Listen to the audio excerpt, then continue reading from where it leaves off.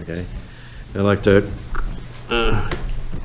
call the May meeting of the Schuylkill Township Planning Commission to order. I'd like to open with the Pledge of Allegiance.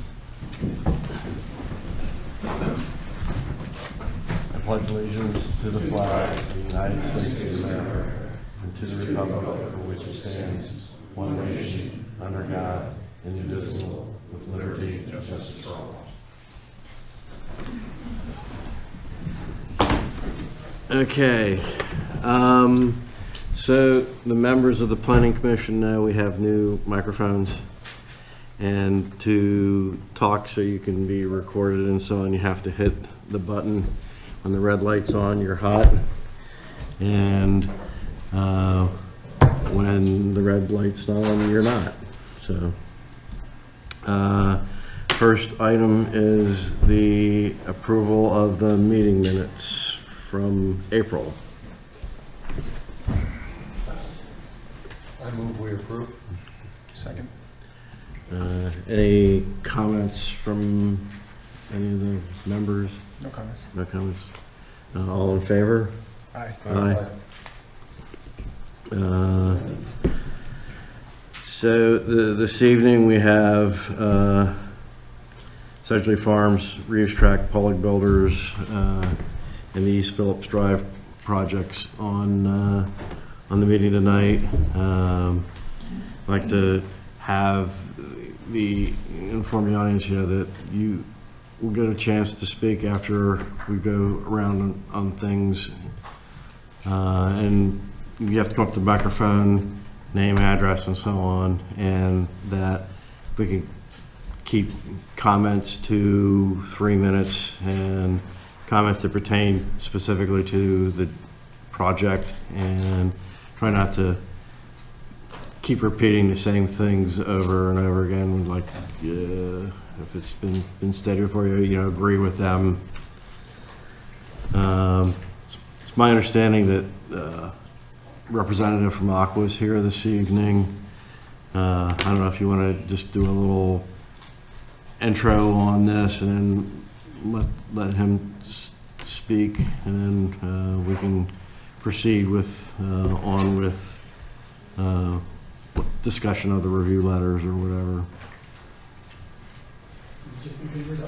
Yeah.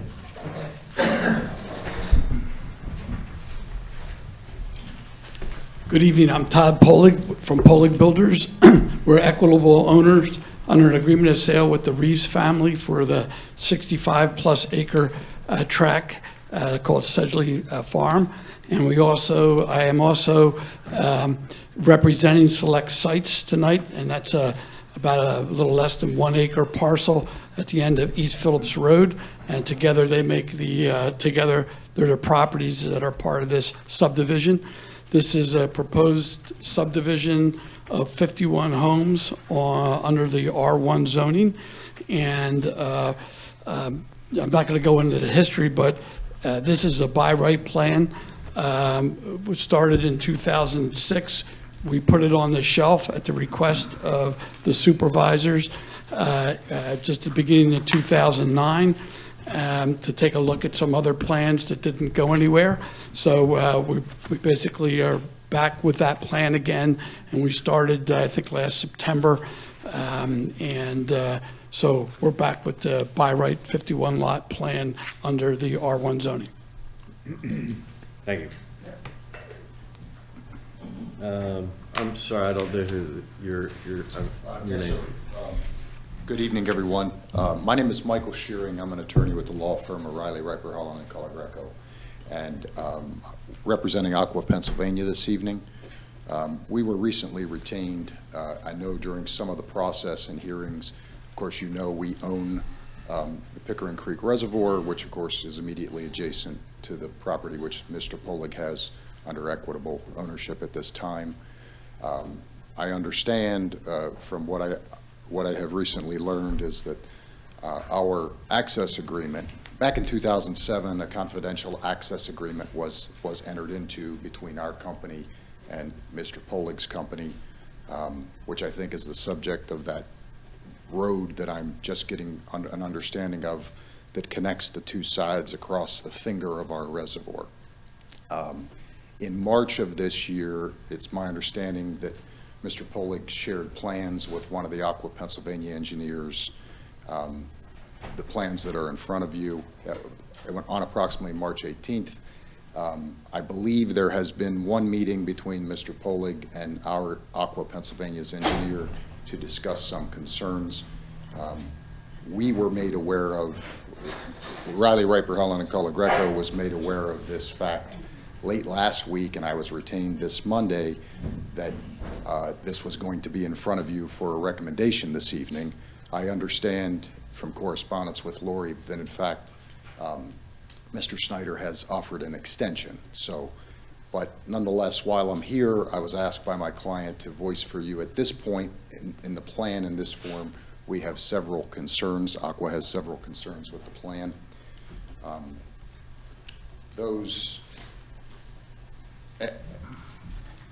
I've really broken these down into essentially five categories of concerns, and I don't want to, I know we're trying to keep it brief because you have quite a few people in the audience tonight.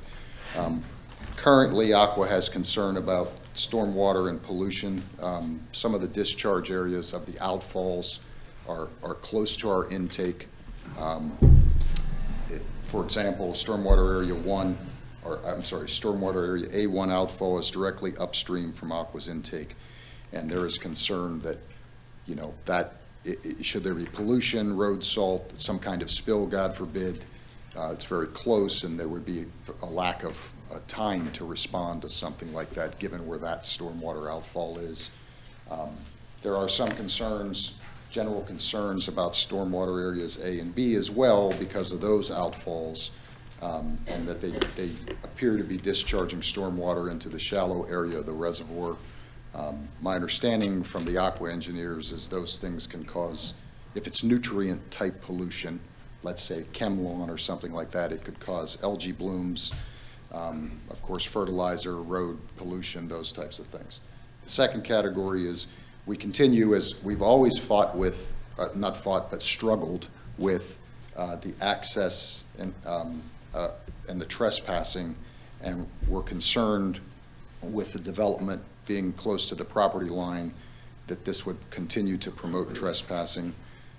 In that same category, I put buffer degradation, you know, in the tree cutting and destroying the buffer close to the water's edge. There are access issues. That's the third category. Again, the walking bridge that's proposed could create more access to the water, and of course, anytime you have more access to a reservoir, you have safety issues. Probably the largest concern under access issues is that the emergency access that's proposed in this form of the plan goes over our high-pressure distribution line, and Aqua was made aware of that when they saw the plans in late March. Aqua also is going to require some type of dredging access. It has to do that from time to time, but as concerned with disturbance of that 52 acres, there's going to be an increased need for that type of dredging access. Flooding, of course, is a concern. That's the fourth category that I've highlighted. And again, some of this, my understanding is that Aqua's engineer has had some initial discussions with Mr. Polig and perhaps his consultants. But at this point, we do not have answers on just how much stormwater this might be adding and how that affects our flood wall or our dam or those types of things. And the final is that obviously the reservoir is protected habitat, and Aqua has concern of is the habitat for the many species that are there going to remain protected, which includes, of course, and I've just learned this, but includes the fact that there are eagles nesting at the reservoir. So those are the concerns. As I stated, we were recently retained and recently made aware of this in the process, and we wanted to put those out there. I understand there's now an extension, and perhaps there'd be time to discuss these and work through them. So, All right. all right. Thank you very much.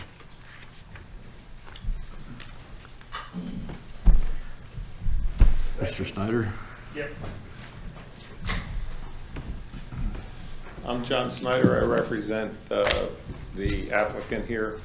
My job tonight is to try and get this back on track.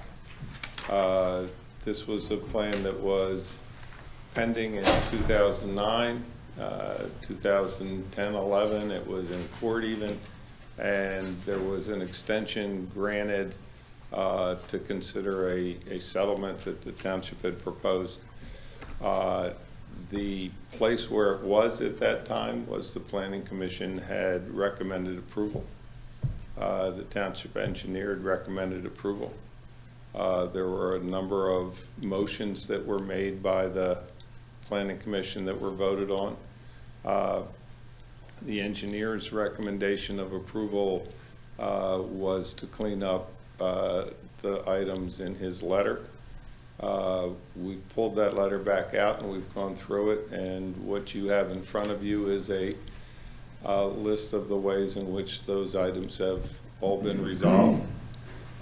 So from our standpoint, since this body has already made its motions back in 2009, we think this now belongs in front of the board, and have asked to be on the agenda of June 14th, I think, is the date that is the next meeting, so that we can start discussing what appear to be the open legal issues that have been raised with the board.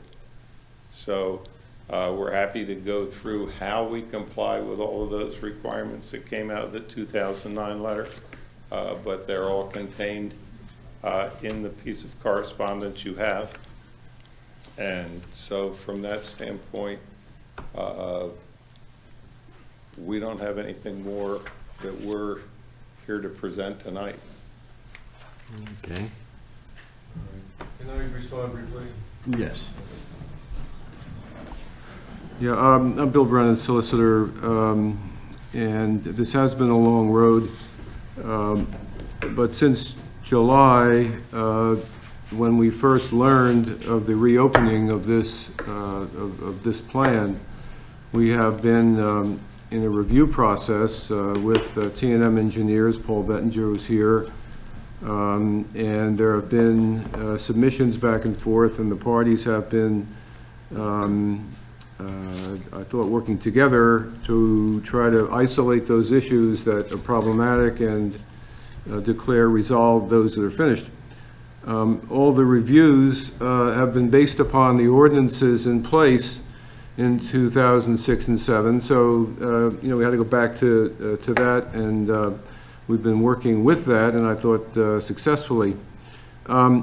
It's true that there was prior action by the Planning Commission back in 2009, although I would say it's confusing, and in essence, the Planning Commission said they recommended approval provided that the legal and engineering issues were satisfied. And to me, it was more of a kick the can down the road than saying this is all set and ready to go. Similarly, we have John's letter, which came in Monday morning, so we're not really in a position to respond in writing, but I did want to make just a few comments. There's a standstill agreement in 2014, and the idea was the parties would get together and work toward coming through with a PRD.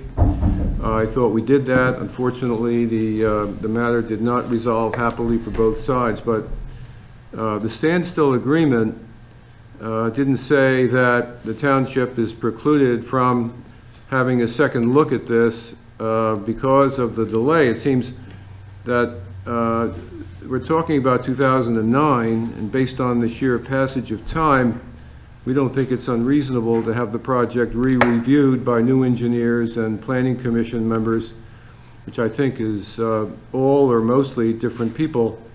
There's nothing, I guess the bottom line here is there's nothing in the code or in the ordinance which says that after something's been sitting for more than a decade, we can't have a re-review of it. There's no presumption in the law that a single review is not subject to modification. That's simply incorrect. And there's more. I'm disappointed to see, I guess, and I won't speak for the applicant, but if the applicant says that they're not going to do this anymore, then it leaves us in kind of a funny position, because I just received today the third round of review documents from Paul. And I know we got a revised plan set in April. So I'm not certain I'm not certain how to proceed. We can't tell the developer how to, tell Todd how to, you know, to conduct his presentation, but if it's your position that, you know, you don't need to do anything else, then we should know that, and we'll do what we need to do, or you'll do what you need to do. So I guess what I'm saying is we plan to continue in the process we're on. A couple other minor points. There's been no Planning Commission review for the Select Sites project. So there's not, whatever happened in 2009 wouldn't apply to Select Sites. And we're not refusing any effort to raise issues for discussion. So, you know, we have your, you know, your 12 pages and, of items that relate to the Gilmore letter, but we have not had an opportunity to even discuss with our engineers whether they are in a position to go back to the Gilmore letter and, in essence, start from scratch. Now, I guess there's going to be overlap. You know, some of the things will be the same, some of them won't be, and we're not trying to, you know, have you get back into items that have already been satisfied, but you know, our position, I think it's reasonable, is that there's nothing that says you can't amend or modify a prior Planning Commission decision, especially when we're talking about something that happened so long ago. So I'm not certain how to proceed. We want to give you every opportunity to say whatever you want and do whatever you want. But I mean, Paul is here ready to discuss what I think are some of the substantial items. We can do that, or, you know, if you insist, again, I don't know how productive it's going to be, but because our engineer hasn't had a chance to go through, as I said, the Gilmore letter and try to, you know, to figure out how we're going to respond to that. And there's a lot of short stuff here. I mean, there's, you know, this is done, that's done, that's done, and each one is going to require a demonstration of how it was done or what needs to be done. So, John, I don't know what to say. We got your letter, very surprised, and we want to cooperate, do the right thing. We're not trying to hide anything. We want to get this stuff out in front. And, you know, I don't know if you're right or not. I think that the township should not be precluded. Let's say Gilmore missed an item in '09, and the new engineer picks it up. I don't see how it can be said that, you know, that you can't do that. You had some decision made in '09, which I think you'll have to admit, it wasn't really clear what they were doing. Oh, it was clear. Well, I don't think so. It was clear. But there were motions and specifics and well, exactly what they were recommending to the board. That's recommendations from the Planning Commission. Well, it doesn't. Let me finish. Doesn't I'm almost affect the finished. I board. promise. Okay. I'm almost finished. So, as much as the Planning Commission is respected and they do good work, their recommendations are just that, recommendations. So, you know, if the supervisors see an issue, as long as it's disclosed and not hidden, we can't hide the ball. We get all that. But I think the supervisors can raise it. And I could be wrong about that, but I think, you know, as long as we are not trying to undercut you or surprise you, and for God's sake, there are no surprises that I know about in this, everything's out on the table. We may not agree on everything, but I think you'd be hard-pressed to say that, you know, everything's a big secret, or anything's a big secret. So I guess I've talked enough. There are a couple of things that you know, there are major issues and minor issues, and I think at some point we ought to focus on the major ones, but, so I guess those are my comments. And my comments simply relate to the fact that we belong in front of the board at this point in time. The extension letter from 2014 was very clear as to what would be done when we came back. It was to provide the chance to deal with the comments in the Sartor letter and to have the engineer review them before it then went to the board. We were past the planning commission. So from our standpoint, that's where we belong, because that's where it said. We tried to participate with the way the township wanted, but letter after letter, $70,000 worth of reviews after having the reviews back in 2006 and so forth, we're not interested in that anymore. Now, if you believe that there are issues that ought to be raised, fine. We've given you, in essence, 3 months worth of Board of Supervisors meetings to raise and discuss any of those issues. But a lot of those issues aren't planning commission issues. The issue of off-site improvements is not a planning commission issue. That's an MPC issue, and that's a Board of Supervisors issue. If the Board of Supervisors wants to impose them, then they're the ones that would be discussing that, not the planning commission. We're past here.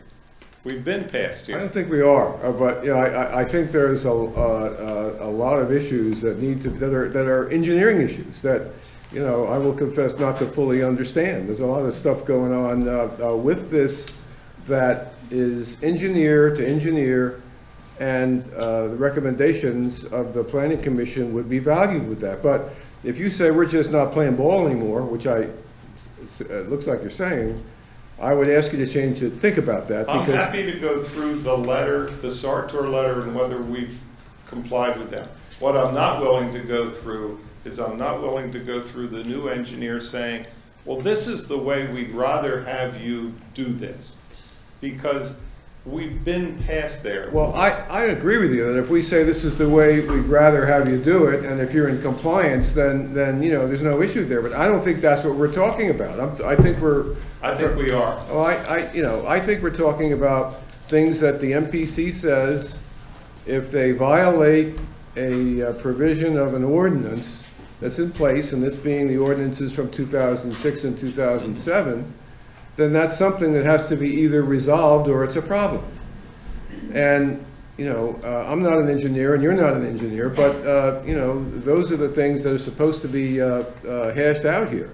Yeah, But you say we're done with that. I can't control that. We've been through all of them. We've been through the comments from the Sartor letter. We continue to respond to the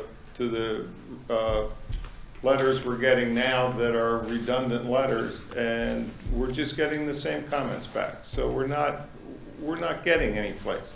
This belongs before the board. It belongs before you and me discussing the issues that are legal issues. I'd urge you to reconsider, but I never tell opposing lawyers what to do. It's not something I'm good at. Well, So I urge you respectfully to reconsider. It's a question for my client to make that decision on, but from the discussions we've had, we're ready to move on. All right, well, I guess, and again, I say this without knowing directly where all this is going. Paul, we did have a discussion today about trying to focus on some major issues. And I can't speak for you. Are you ready to go through the Gilmore letter line by line tonight? Because if they want to do it, I'm ready to sit here and do it. I think that, you know, we have an obligation to attempt to accommodate, you know, if they want to do that. I wonder whether you might have an easier time if you were to reread the Gilmore letter or try to figure out what the issues are, because I think it's true that we have taken a different approach. We haven't started with Gilmore and said this is it. But as I said before, I don't think we're limited in that, especially with the time extensions of more than a decade, and that can't be ignored. But I've said that already, so I'm off that. Paul, what do you think is the best way to get to the bottom of this and see if we can't move this forward? Well, I'm certainly not prepared to talk about the Gilmore letter. That I didn't prepare, and I didn't review the plans at the time that the Gilmore letter was prepared to even discuss tonight. We've gone through the reviews as been submitted by the applicant, and we've prepared our own review letters based off of what we saw in the plan submissions. I prepared a letter for tonight based off of a submission that we received in April. And I'm prepared to talk about that, but, as stated, it doesn't seem as if there's present interest to discuss the T&M letter. That being the case, I'm not prepared to discuss the previous Gilmore letter nor the response from, I assume, the applicant engineer, or it was attached to the applicant's attorney's letter. Well, I mean, I have a suggestion, and I don't know whether you can answer it, and I have to get approval from supervisors or staff to even offer it, but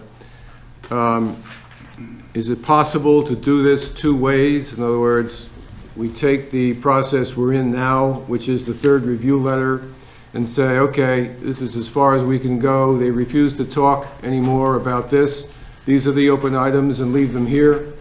And then go to the Gilmore letter and do a careful review of that to see whether there's anything there that would, be unfinished.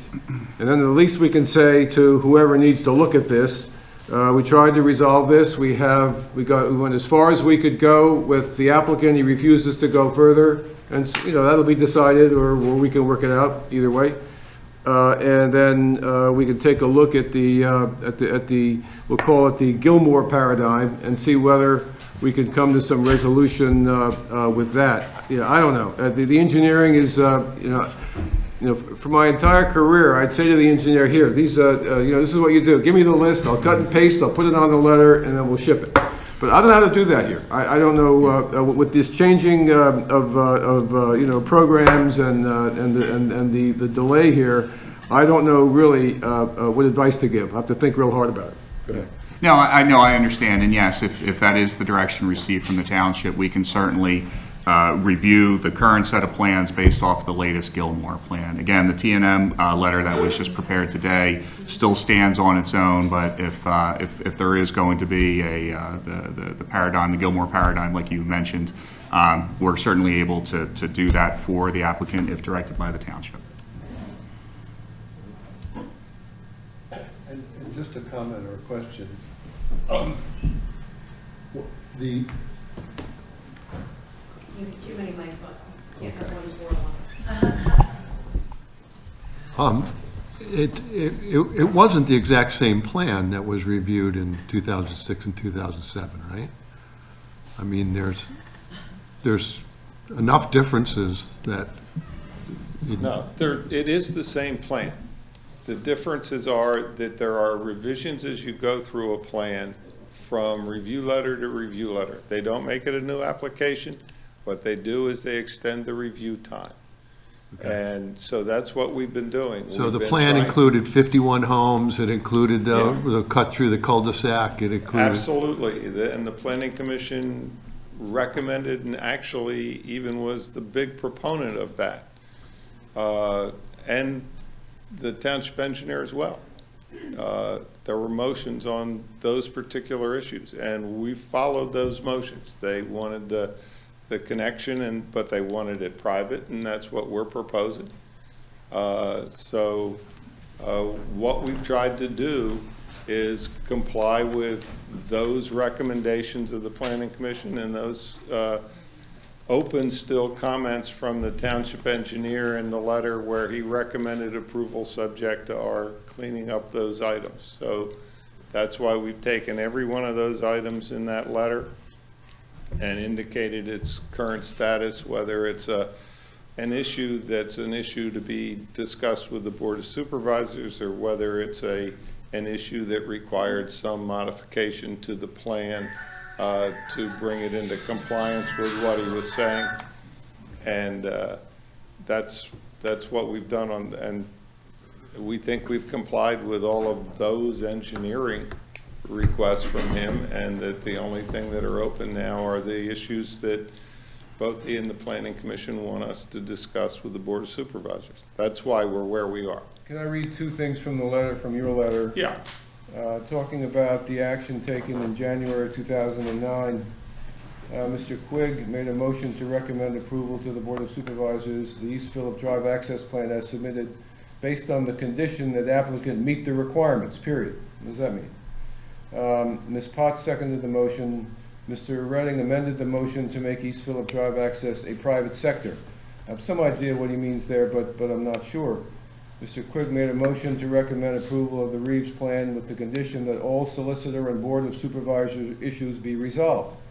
You know, right, and that's where we want to go. We want to go to the Board of Supervisors so that we can resolve that's that. not a model of clarity. And the standstill letter, which I'll call it from the 14th, I understand about the stormwater, but it doesn't say, we agree that we're not, that even if 20 years passes, that we're not going to have a new engineer or, you know, a new planning commission take a look at this. I mean, this is a fair group.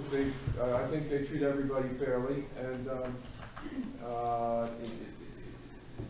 I have no dispute of that with this group. I have no problem with this group. My problem is getting to the board, which is where I believe we belong, and getting to those issues, and getting a engineering review that doesn't raise extraneous and inconsistent issues. We think that that treatment has simply been an effort to try and find any possible way to propose a turn down. I saw the bad faith stuff again, and I think it, I don't think it's justified, and I don't think it helps things along. You're free to take any opinion you like, but we disagree with that. I understand you would, but we feel strongly about that. We have to raise it now, or else we can't raise it later. So that's, And you're saying that the Board of Supervisors wouldn't look to us for a recommendation here? I mean, what we're trying to do is You've all get made to... your recommendations. If they want to talk to you about what are the legal issues that have, that's fine. They can talk to you about it. I don't care whether they talk to you about it, but we've been told that in the review letters that those are issues to discuss with the solicitor and with the board, because those determinations are within the board's discretion is probably too loose a word, but within their jurisdiction. I agree there's legal stuff going on here, and I have sent 2 letters now with, you know, questions. The board hasn't, nobody's made up their mind, but, you know, this is a long-standing issue, largely East Phillip, and so there are questions about that, and I agree that that's a legal question. There are a number of others, but... Which was also briefed back in 2008 or 9 or something like that. I mean, we did a long brief on that for the township. We were asked to do that. I don't remember it, but, you know, if you say it's there, I'll have to take a look in my boxes for it and see if I can locate it. Well, I mean, I want you to do whatever you want to do tonight. We're not going to hold you back, but we're not prepared to, you know, to respond. I mean, if you're just going to read the 12 pages and say, you know, extinguishment of sewer easements, item for the solicitor, you know, I remember some discussion years ago about this. I don't know where it landed. I don't know what, I'm not exactly sure what it means. I'm guessing that it means that there are easements on the property that might have to be removed because they're no longer, you know, they're no longer necessary. So there would have to be a document prepared by you that we'd have to approve. So That's exactly what it is. all right, And that's why it's not an engineering issue. That's why John Sartor was raising it and saying, this is something you do with the solicitor. well, the engineer would have to look at the meets and bounds and all of that anyway. So it's a mixed final question plan. of law That's a and final all right. plan. Okay, so we. You would look at the meets and bounds that are on the document as a part of your final plan review. You would. So we have 12 pages of these things, and, you know, I'm not sure, like, I'll sit here, I'm a very patient man, but I don't know that we're going to accomplish anything by doing that tonight, but if you want to do it, we can do Oh, it. no, we've given it to you, and we think that, Can I make a recommendation? sure. So I don't know that we need the applicant to have our meeting, Kurt and Planning Commission. So why, we've got a letter from Paul. Let's use tonight to go through it and hear what he's got and go through some of the details. We could use the next month to go through Paul's response to the Gilmore paradigm. And then we can use that to make our recommendation. I mean, regardless of what Tom and Bill have to figure out going forward, we can still have our meeting. We can still do what we want to do with regard to just hearing from the engineer. We don't need a response, right? So just something to consider. But an important theme here is what John's saying is that we don't actually have the authority or the need to make a recommendation to the board. He can say that, And I disagree with that. It's hard to believe that all these years have gone by and we've spent all this time in the last 6, 12 months looking at this, and now we find out that we're not even supposed to make a recommendation. But Peter, I don't think it matters if we agree with Mr. Schneider. It doesn't matter. Right. We can just do what we need to do. Right. To support the board of directors to make their decision. And I think the Board of Supervisors would want to hear from us. Okay, As then to what, let's get how to they it. feel about this project. Let's get to work. I just want to make sure we're not violating anything in the MPC.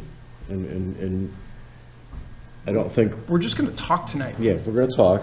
We're not going to make a motion or anything to really do anything. but- Right. Okay. So I don't think that's going to violate anything. I don't think it is. There are not a lot of cases that deal with this particular issue. That is whether you could amend a planning commission review letter. My guess is that the courts would allow it. Mr. Snyder will disagree.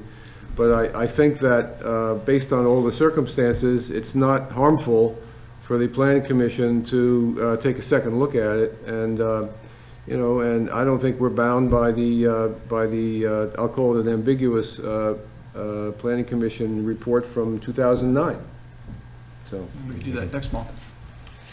Is there a more simple? Barbara, we I'm have sorry. new microphones and you have to push this button to turn on your microphone. Is it on? Yes. Can you hear me? Yes. I'm trying to wade through this process in a way that makes it more simple and direct as opposed to complicated with U-turns and side turns everywhere. And in the sense of, okay, this is point A, and that's been resolved by the applicant in a positive way to meet the discussions from 2009. Is there a way of simplifying the process so it's not so arduous for them and time-consuming for the township? We'd all like to do that, Barbara. The question is how to do it. Okay. Well, I think where I'm at is to let the applicant do their presentation this evening. We can look to Paul to see what he's got in bullet points from where he's at. And then hopefully we can go back and look at the Gilmore review and we can get more input on that. I guess what I'm hearing is if you've asked to be on the board agenda for June, I'm assuming you can be there, so. That's up to the board. Yeah. I'll give you 3 minutes. So, Do we have copies of the Gilmore 2009 somewhere? somewhere, yes. So, I Let's- wasn't able to download that, whatever that was, 16 pages. What was that? And I asked Kim Yocum to make a copy of it for me, a paper copy. right. We And can so- deliver you copies of it. Pardon me? We can deliver you copies of it. We all have The copies. question is, I'm trying to understand facts. If there is something in 2009 that is no longer applicable for 2023, then I'd like a more simplistic approach to dealing with the complicated nature. And I have to say, the patience of the applicant and the stick-to-itiveness and wanting to follow through has to also be respected. And I say that in an honest, open way. The fact that you're still here, wanting to do something, okay, now it's our job to make sure it's the right something. Well, let me put this up. We don't have a problem providing the township, we can do it electronically. Tomorrow, Todd can scan and send you both the Gilmore letter and the Planning Commission minutes. Because what you were reading, Bill, was excerpts from them. You would understand more of what that language means if you had the whole minutes or the discussion before the motion, so that it is a little clearer than what you were suggesting. But from our standpoint tonight, we're not prepared to go through your letter. If you want to go through your letter, we can sit and listen. We're happy to sit and listen and take notes, because if there's any item in there that we think is a problem that needs to be resolved, we'll do it. We think we've done that, because we've responded to the new letters. We just haven't said, heck with them, we're just dealing with the Sartor letter. So quite frankly, Bill, if there was something that was raised that we think was missed, it should have been in there, and we would have already responded to it. What we think we're looking at are changes from the position of what the township ordinance meant and what it was agreed to and what was discussed in court, because this thing has been to court on this 51 lot plan and back. So from that standpoint, to start all over again and not consider any of those things in the past, to us, is the problem. And so we'll sit and listen tonight, and you all can do what Mr. Bauer suggested. I think is not a bad suggestion. Kurt, before we get going on the letter, can I ask Mr. Schuring a question? I'm curious, I've been in these meetings thinking that essentially what we're looking at now is the same as what was going on in 2009. But this letter from Aqua would indicate that there's significant differences. I don't know the answer to that. Okay. As I sit here tonight, Mr. Bauer, I'm not aware, but I made a note to ask my client. Okay. Were they informed of the 2009? Okay. Okay. Okay. Let me just put some, because, and yeah, if you have a copy of your letter, did you provide the township with a letter? We wouldn't mind a copy of it so that it can help with our discussions with your engineering staff. But we've been in discussion with Aqua on this from 2006. Wow. The easement that provides the road that is shown on this plan was a result of those discussions, because the easement that existed to get to the southern portion, there's remnants of an old bridge out there. That's where the access would have gone. We didn't want to rebuild that bridge. Aqua didn't want us to build a bridge across the reservoir as opposed to across a culvert across the stream at the very edge. So those discussions, they're what led to that easement agreement. They're what led to that plan. We've had discussions with Aqua over the years with respect to what they want in stormwater. We think that we followed all of those. We find that maybe there's some differences of opinion now with some new engineers at Aqua, and we're trying to work all those out with them. So we don't think there will be any problem, but the plan from 2009 and the plan today with respect to Aqua, all the same. But the conclusion of the Aqua letter was that they recommend for not approval. And was there a letter in 2009 recommending for approval? Good question. So I want to address what Mr. Snyder just mentioned. So he's absolutely accurate. From 2006, in fact, Mr. Snyder drafted the access agreement with Aqua. So We could keep our cell phones silenced, that would go a long way to not interrupting the the meeting. question becomes that there were additional conditions that all involve that access easement in terms of the design of the plan. And there are requirements that Mr. Polig's group had and Aqua had, and again, the current plan Aqua was made aware of. I shouldn't say it like that. This 2006 plan, and the fact that Mr. Polig and Mr. Snyder regenerated that in July of 2022 did not come to Aqua's attention until approximately early March. In fact, Mr. Polig sent Aqua the plan, says it's come to my attention that you guys were asking for the current plan. Okay? So I think to answer several of the questions, as we stand here tonight, we have these concerns, and after one meeting, as I understand it, we have not been able to sort through what were those exhibits that we agreed to back in 2006. Does what's being presented now mirror it exactly? Were there changes in some of the stormwater management designs? We don't know that for sure. So Mr. Snyder's accurate in that we may very well be able to work through those things, but again, as I started my brief presentation, as we stand here tonight and we thought you were going to make a recommendation, we thought the process was further than it was. We were not aware of Mr. Snyder's letter of Monday and the change to the Gilmore letter. Obviously, I've just learned that myself. But that's why we came, is to say, as we sit here tonight, we have those 5 categories of concerns. Okay.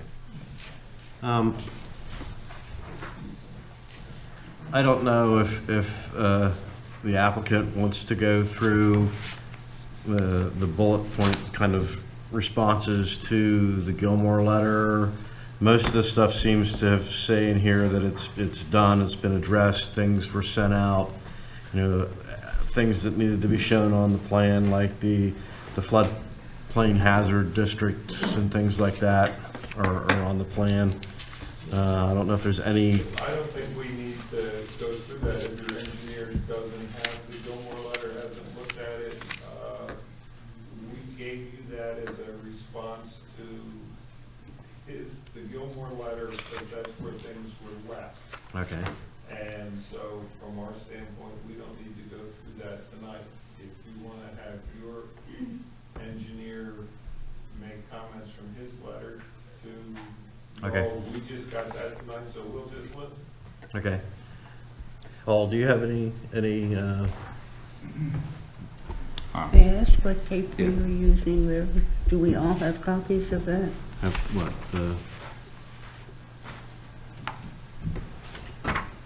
which letter are you talking about? I don't know. It's very complicated. This is Mr. Snyder's letter Yes, responding to the Gilmore letter. okay. This is Aqua's Aqua. attorney's letter. I printed that out at home. Doing that. But then there was something And that was then- 16 pages long Right. that I had requested a paper copy for tonight, and I didn't receive that. Okay, and there's the May 17th letter from the township engineer. My letter with the appendix is 16 pages. So that's probably what you are talking about, Barbara, and we gave you a printed copy of that up there. So you That's have- Sol Ewing? Yes. Okay. So that's 16 pages, so if you're looking Okay. for Yeah. whichever one's 16, that's it. So, Thank you. I have a certain amount of memory on my computer, so I didn't want to endanger it. okay, Understood. okay. Just for one clarification for me, I know we're going to go through the Gilmore letter that was prepared back in 2009. Is that going to be based off of the latest submitted plans, the April 18th, 2023 plans submitted by Chester Valley? That's what you want us to review it against? Do I have to get up there? I can hear you, but I'm not sure everybody else can.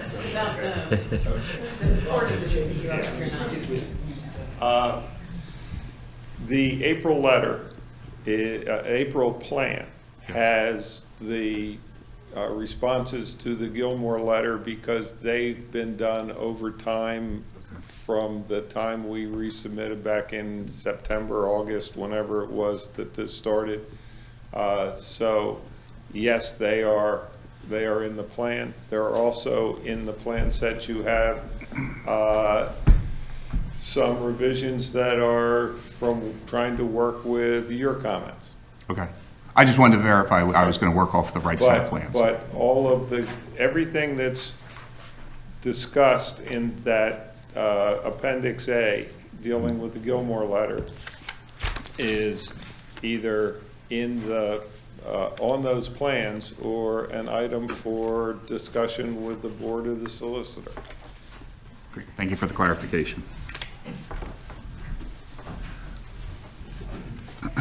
All right. Yeah, the letter that was prepared, again, it's dated May 17th, 2023. It was just completed today based off of the submission, the plans that were last revised April 18th, 2023. So just going through, again, I don't want to belabor a lot of comments that were either addressed or could be addressed, but just to bring up a couple particular points. Comment C8 on page 5. It talks about the flood study for Segley Farm.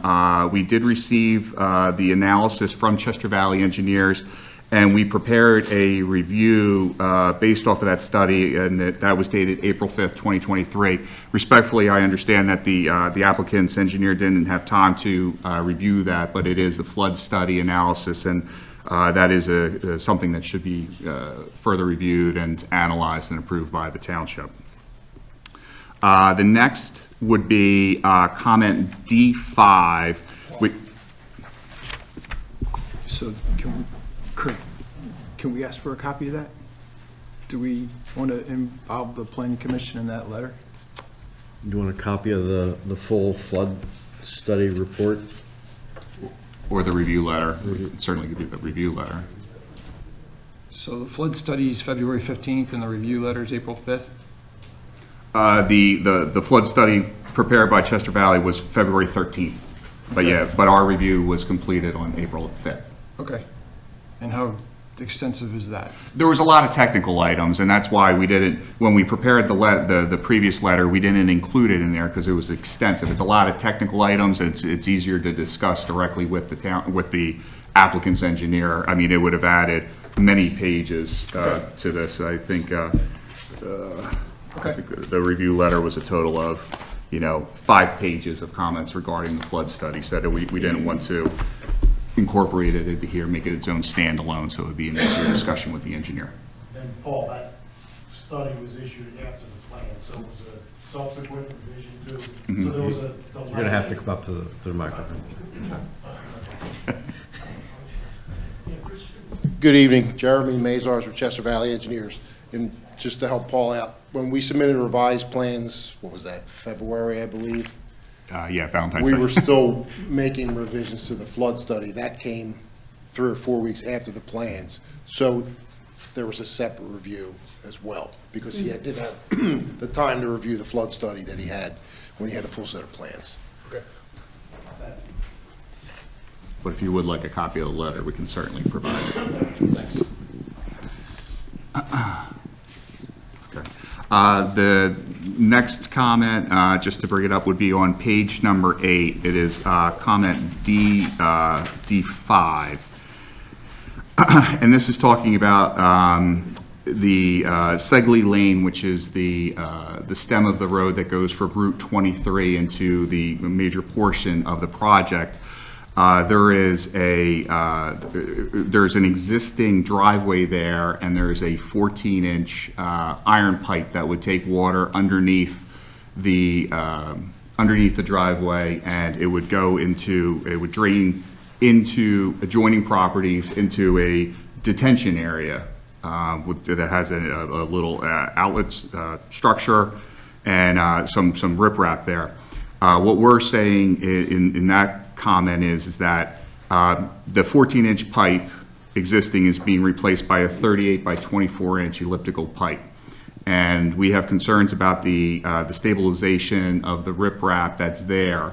Again, there's going to be the need for riprap to be checked and make sure that the energy dissipation is correct, but the problem is that the riprap would go onto the adjoining properties for this situation. So there's a concern on, number one, is the existing stone in this area able to accommodate the velocities of going from a 14-inch pipe to a 38 by 24-inch elliptical pipe? And secondly, what are the maintenance responsibilities? Because again, that easement is owned by two private homeowners, not party to the proposed subdivision. Excuse me, can you define the words riffraff? It's riprap, and it's a gradation of stone so that when the water is being collected through a pipe and it's being evacuated on the downstream side, the riprap apron is used to take the energy of that water that's coming out and churn it up to slow it down so that ultimately it isn't as erosive as it would be if it was just a simple pipe. Thank you. Certainly. Paul, so the velocity of the water through a smaller pipe is going to be higher than a bigger pipe for the same amount of water, right? Well, it depends on the amount of volume that's going through. But yes, I mean, if it's like if you put your finger down there, it can go faster. But again, you have to you base it off of the size of the pipe and the velocity. So there's twofold. So going from a 14-inch. Why is the pipe size increasing?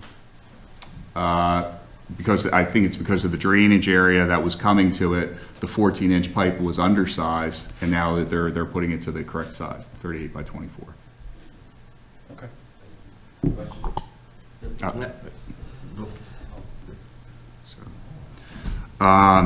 The next one I'd like to direct your attention to is on page number 12. It's comment number E4. In this comment E4, particular section D, there's where the road crossing is occurring for the bridge. It's noted that it's 0.39 acres.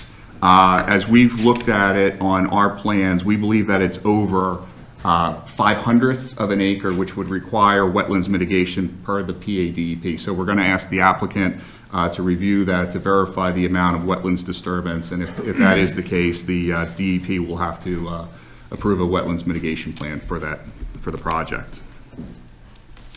You suspect it is greater than 0.05 acres? Yeah, when we took the plans digitally, we did some areas, we came up with an area, again, to be 0.066 acres, which is over the 0.05 threshold for the wetland mitigation. We're just asking for the applicant to verify that number and, just to make sure that we are correct. And you talk about the wetland margins. Could you use the mic? Oh, I'm sorry. You talk about the wetland margins also. Is that a big deal here? That I think you made a comment about whether those margins have been adequately identified? Yeah, that's the point here. This is where the bridge is going through over the aqua portion, and there's a waterway, and then adjoining that are the wetlands areas on both sides. And as we were looking over that area of the roadway and looking at what the wetland boundaries as shown on the plans were, we felt as if it's over the 0.05/100ths acreage, which would require wetlands mitigation. Do wetlands move around a little bit over 15 years? Good question. Well, I mean, I'm not a wetlands expert, but of course, when things over a course of time, wetlands can also expand and they can also retract depending on the drainage area that's getting there and things like that. So the answer is it could go both ways. Yep. Okay, thanks. Certainly. Going to page 13, E6, we just want to note that, as required with the preliminary plan is a PIND, the Pennsylvania Natural Diversity Inventory, which is where you run the site and you can determine if there's any particular conflicts or issues with everything from a bog turtle to bats to eagles or to any kind of flower or fauna. From what we understand, the last Pindy was run in 2007. So we're 16 years removed, and we would like the applicant to produce another one so we know if there's any endangered species or fauna to be protected. Still on page number 13, comment E9. This has to do in particular with having received that letter from Aqua. It's talking about the Aqua agreements, the access easements, et cetera. In the letter that was received by the township from Aqua's attorney, there was concerns about the agreements and the outfalls, et cetera. So I wanted to make sure that, as I'm going through this letter, where we note something from Aqua, that there's an understanding that there's concerns from Aqua, and these are going to be impacting some of our comments. Page 14, going with comment number E10, there's a requirement for a post-construction stormwater management plan. The applicant's engineer has noted that this will be received at the final plan stage. They have submitted a plan previously back in 2008. The plans have been revised since that time, but we don't think that the post-construction stormwater management plan has been revised accordingly. And again, there's concerns just to understand what is the plan there. And it should be noted too that the conservation district, the Chester County Conservation District, will be doing a thorough review for the MPDS permit that will also be required for this project. As I've stated before, the township is beholden to the ordinances at the time when the submission by the applicant was made. The Chester County Conservation District will review this based off of the current regulations with the PADEP. So, I'm sorry. Okay. Yeah, Paul, I was just thinking about the dates here. So the plan wasn't included in the current submission, but it was a part of the previous submission in December of 2008, so it would have been on the plans that the previous Planning Commission recommended for approval. Does that make sense? Everyone agree with that timeline? You would have, right? I think so. Yes. Okay. Yeah, all I can do is assume. I don't know. I wasn't party to that. Continuing on to page number 17, comment E21. This one is talking about East Phillip Drive and the road geometry of this. Now, we had previously noted our concerns to the applicant that the way that the East Phillip Drive goes down the road, there's a cul-de-sac bulb. Now, the cul-de-sac bulb is offset. It's not a straight shot where both sides of the bulb are shared. It's a bulge on the one side. The applicant has the other plan, the select sites plan for the one lot, and they are proposing the roadway, the East Phillip connection, to go through there. Now, the geometry of East Phillip Drive, as you're going through, you now have to go into the bulb and curve around. So there's the road geometry, the horizontal geometry with curvature back and forth. What this comment in particular is talking about is that the curvature of the turn is starting premature, in that at the bulb, there's the point of intersection and the point of tangency is where it ties into the straight shot. In order to make these horizontal curves occur, that curve is starting earlier than it should. East Phillip Drive is a 27-foot wide cartway. So if you divide it in half, it's 13 and a half in both directions. If you are proceeding from South Whitehorse Road into the cul-de-sac bulb, when you're approaching that curve to try to go through, your lane is narrowing from 13 and a half feet down to 12 feet. And that's the concern, that this is a township road. The geometry is cutting back the amount of space that's allowed in that area. And we would like to have that clarified because we don't want to have one side of the road be wider than the other. It should be at least half and half if it's going to be in the existing condition. Hey, Paul, so that comment is, does this letter cover both developments?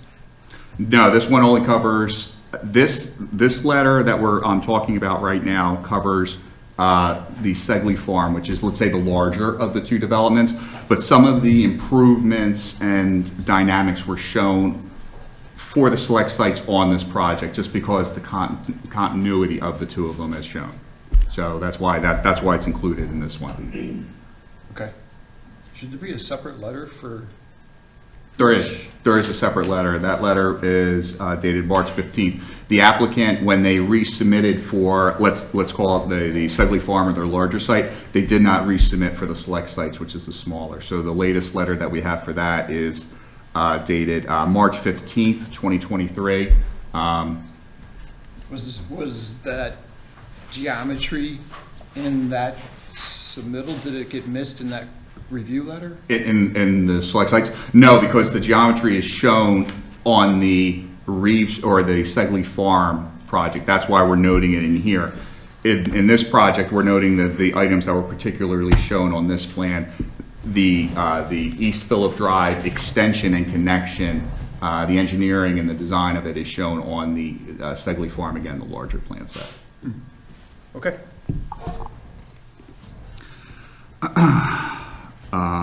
Continuing on page 18, comment E24. Now this again is talking about the East Phillip Drive extension that's going from Eagles Point, which is in the Segley Farm, out to the existing East Phillip Drive cul-de-sac bulb.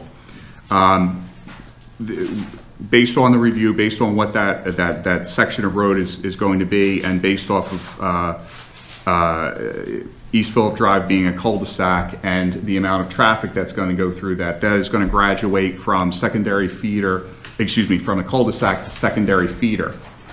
What comment number 24 is stating is that although the applicant is not required to do off-site improvements on East Phillip Drive to make it wider, to put on the sidewalks as for a secondary feeder, we are stating that since it's going to be a secondary feeder, that the extension that's going up there should be built to the proper standards, which would be a 60-foot right-of-way and a 38-foot cartway.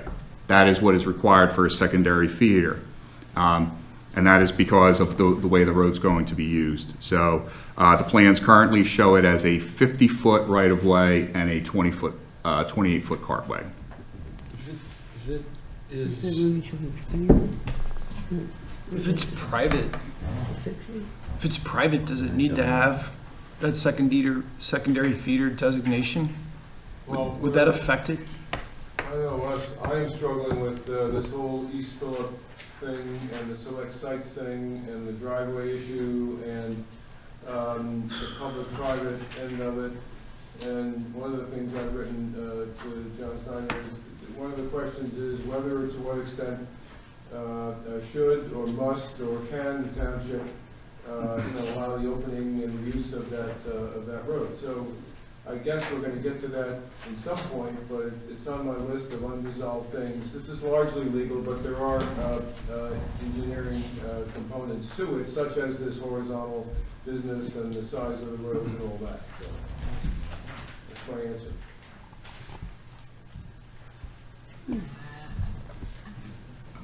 All right.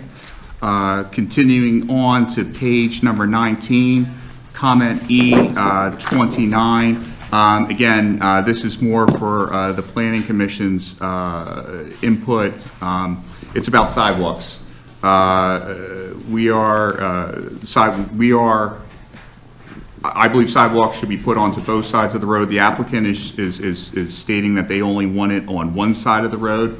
Now, there are two areas that I would agree with that we only need one side, one of which would be on Segley Lane from Valley Forge Road up until it connects into the large portion of the project.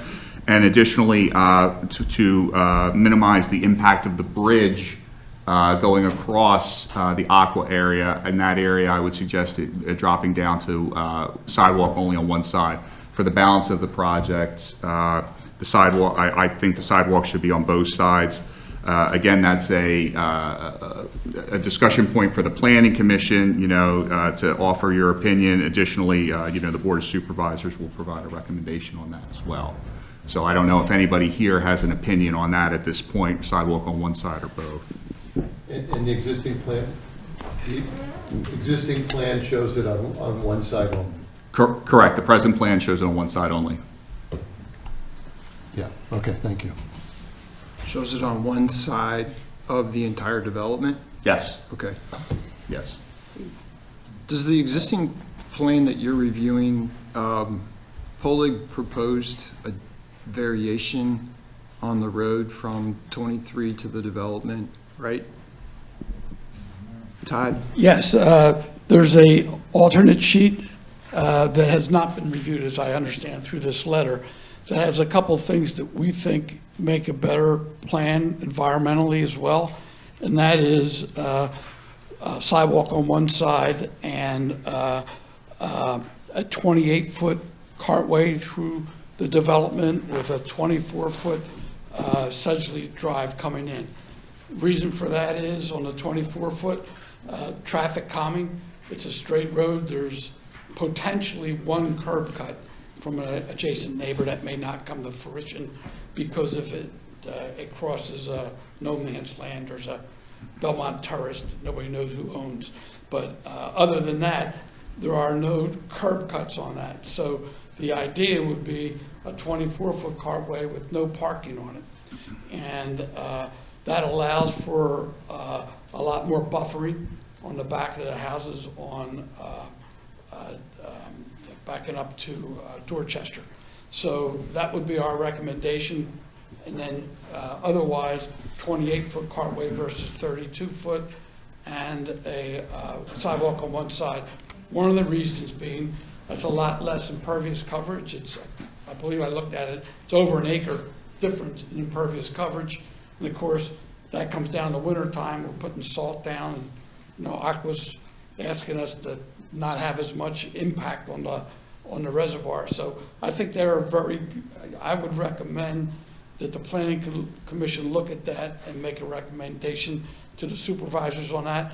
I feel strongly that that's a better environmental plan, and it's not necessary with it. If you look across, I just drove through a couple of them.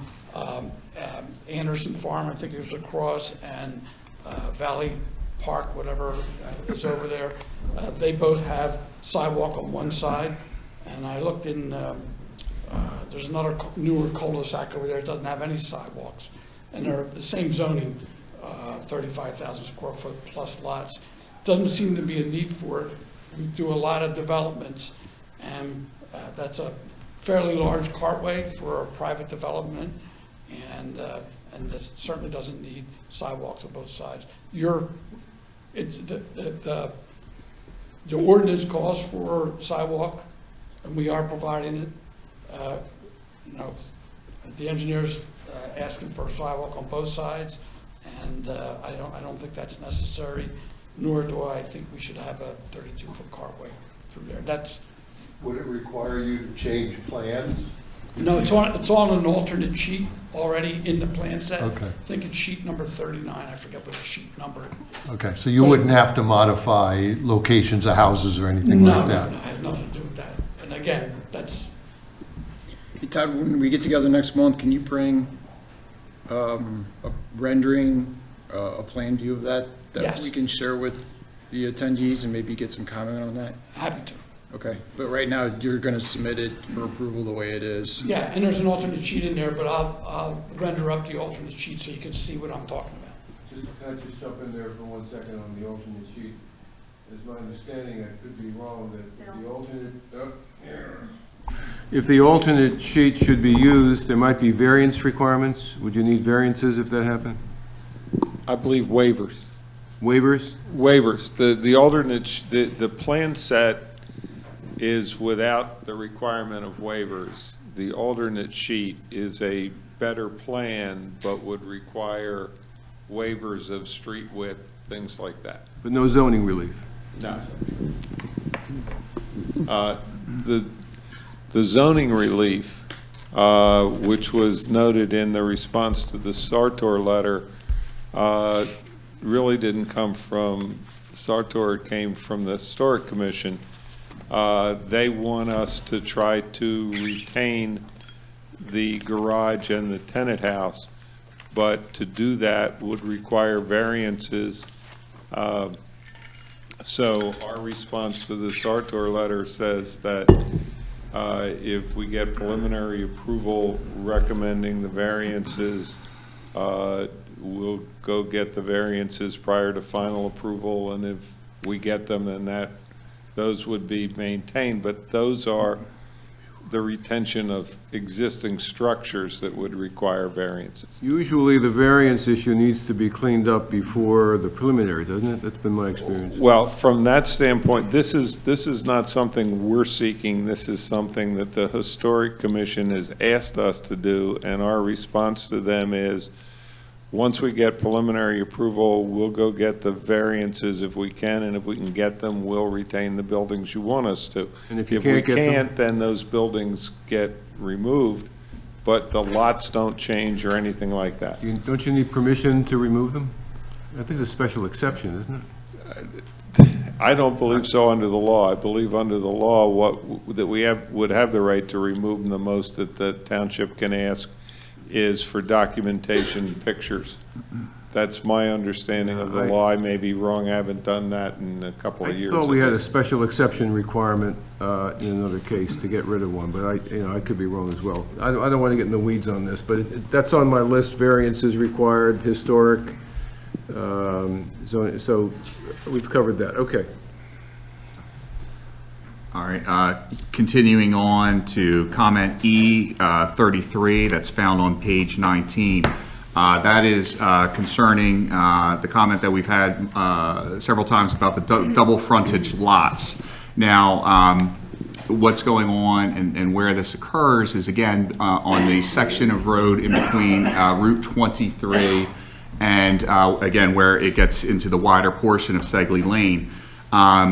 The applicant has a 1-foot strip of land that they're calling open space proposed along the back of all these lots on Dorchester Lane.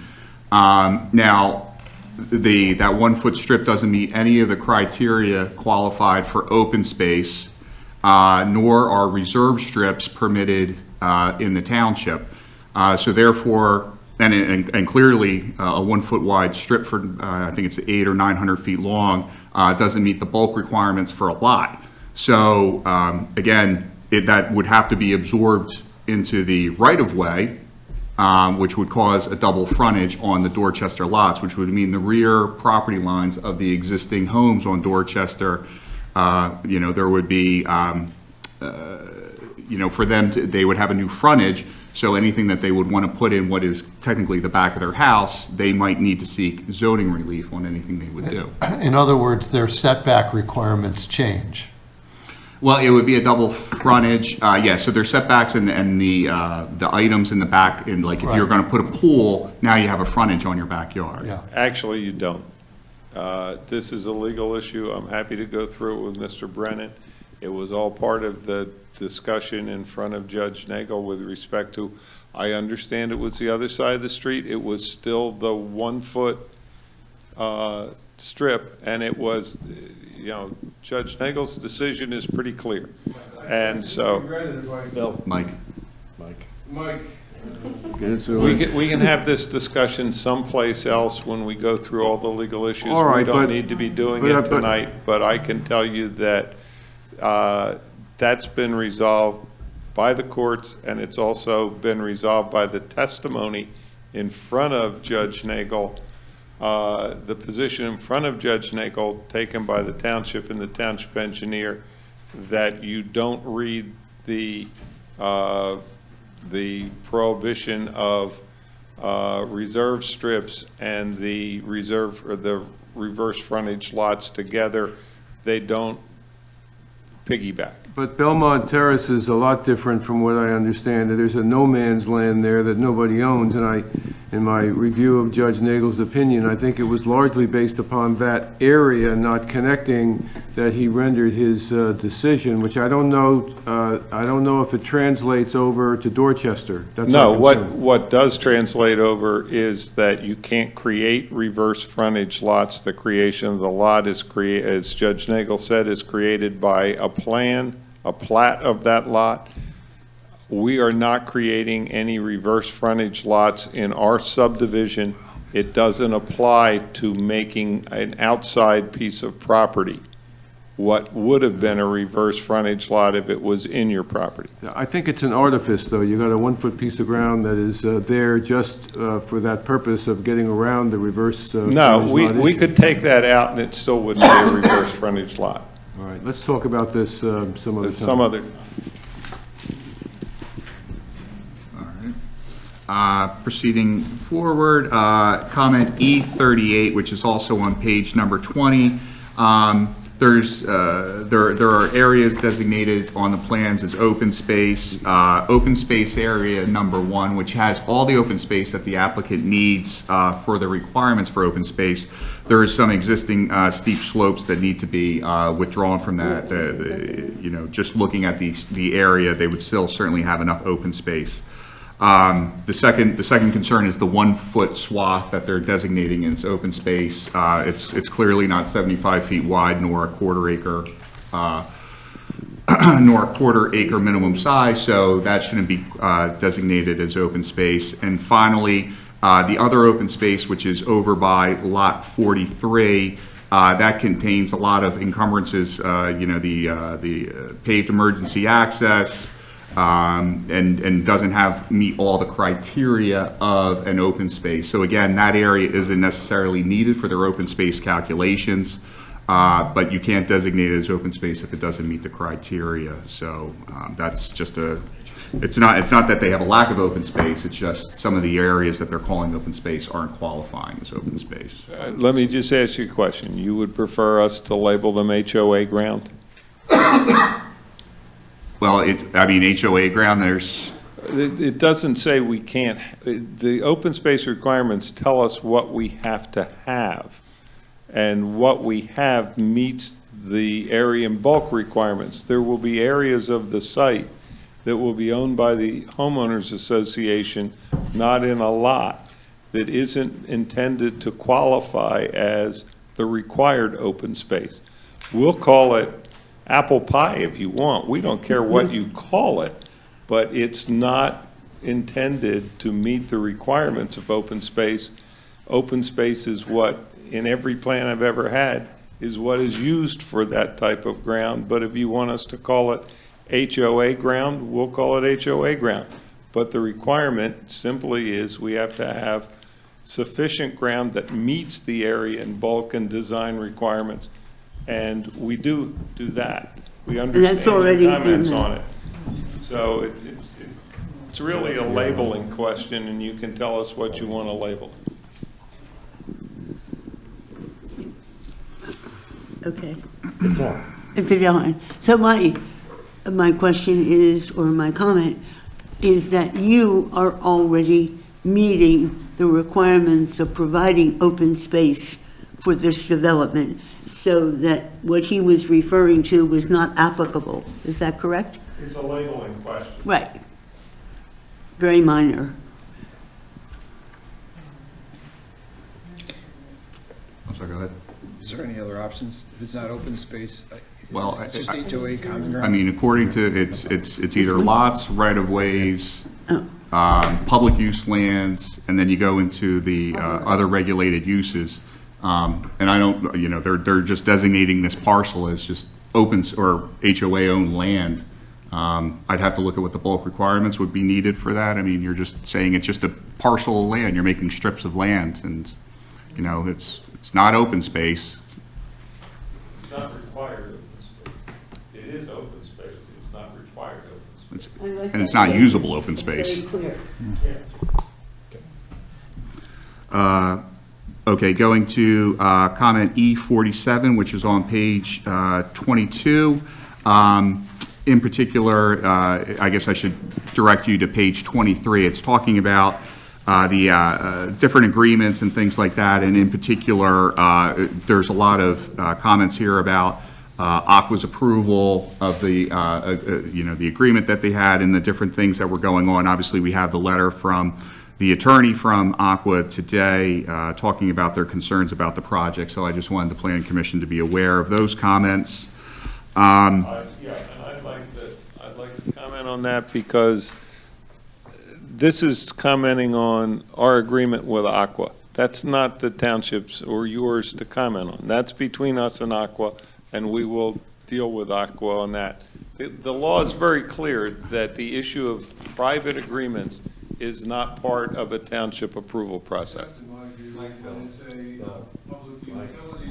Okay, public utility issue, it's a matter of community safety, and, Bill, with all due respect, that's not what the law is. And so this is an agreement between us and Aqua. We actually did not appreciate your publishing a comment letter dealing with an agreement that was provided to you that said confidential. And to put that out was totally inappropriate. And these comments, we will deal with Aqua about. We did not give them authority to make those confidential provisions public.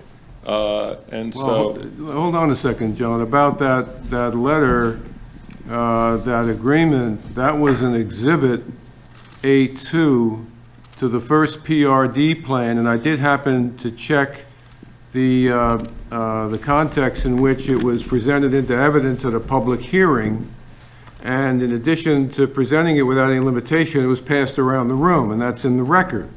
So I think it's inappropriate for there to be a charge of violation of confidentiality. It's in a public document. So I think that's a little over the edge, all right? Okay. We can disagree. But we will be resolving these issues with Aqua, and Aqua will be back to you with their comments on whether we've successfully resolved their comments or not. And we expect that. We've always had a good working relationship with Aqua, and we see no reason why that will be any different. Okay. Going to comment E63 on page number 27. So this is talking about whether the Board of Supervisors will be accepting the roads, et cetera, for dedication. So the reason I'm noting that here is that we obviously, with this project, there's a significant bridge that's going to be constructed, part of this, and what will be the mechanism for the responsibilities of this if this is not accepted by the township. You know, the HOA, I assume, would be responsible party for a bridge and the maintenance of it, and, you know, potentially a reconstruction of it somewhere down the line. So I wanted to make sure that the Planning Commission and the supervisors were aware of that concern if dedication was not accepted. And then the final comment to note would be on page 28. It's E66. And again, this is talking relative to the opening of East Phillip Drive cul-de-sac. I know Mr. Brennan has prepared a letter to the applicant in regards to this situation about section 2304 and 2305 of the second class township code about opening up a road. And I just wanted to make sure we haven't gotten any response from the applicant at this point regarding that. I know that there's been discussions that they said they want to talk about the legal matters, but at this point, that letter has been unanswered and it's unresolved.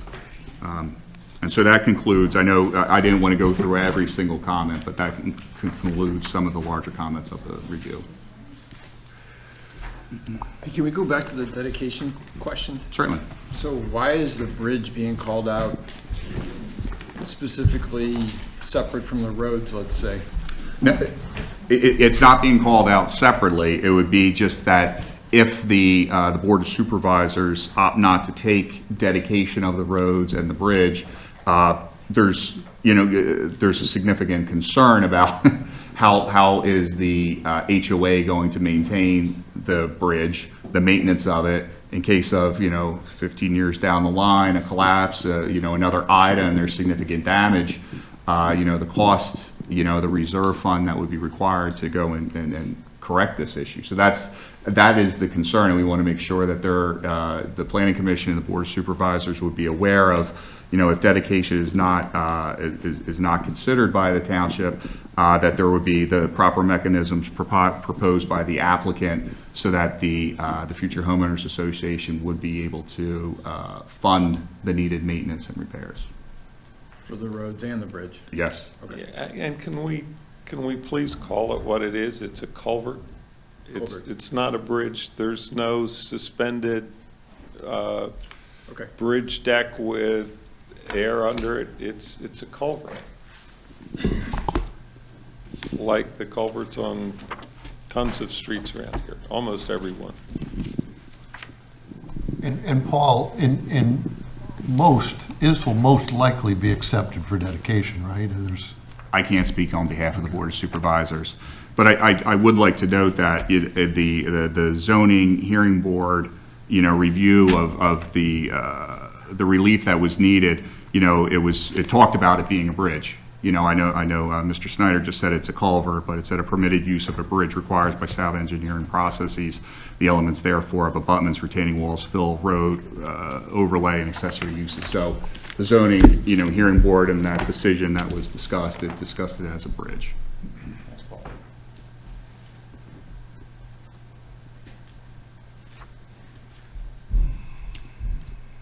That's it, unless the Plan Commission has any other further questions for me. Okay. The applicant have anything they wish to add on top of what we've already? Look at his letter, and if we believe there are things that need responses, that relate to a failure to comply with an ordinance section that we agree would be a violation of an ordinance section, we'll respond to it. We'll make sure that failure to comply is cured. But we think right now, we have. Okay. I'd like to invite people who want, from the public, from the audience, who want to get up and say something. We'll need the microphone back. And you need your name and address. Thank you. Frank Mercurio, Spruce Grove Lane. I couldn't hear you, I'm sorry. I'm sorry, am I not?